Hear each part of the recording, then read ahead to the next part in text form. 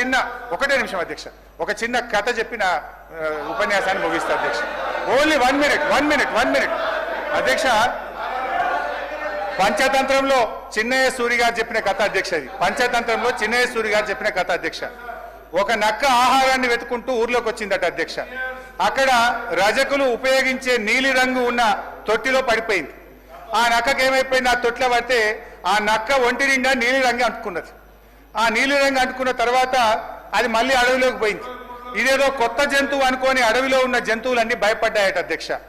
ఈ నక్క కూడా ఇదేదో బాగుంది, అందరు నాకు భయపడుతుందని నేను దేవుడు పంపిన దూతను, ఈ రోజు నుంచి నేనే మీకు రాజును అని ఆ నక్క అన్నదట అధ్యక్ష.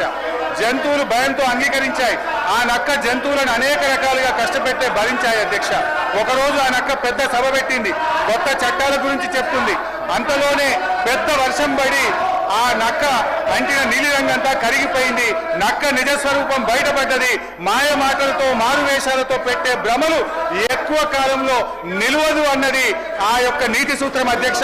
వీళ్ళ మాయ మాటలు కూడా ఎక్కువ కాలం నిలవవు. వీళ్ళ మాటలు, వీళ్ళ యొక్క నీతి ఈ రాష్ట్ర ప్రజలకు అర్థమైపోయింది. జై తెలంగాణ, జై కేసీఆర్.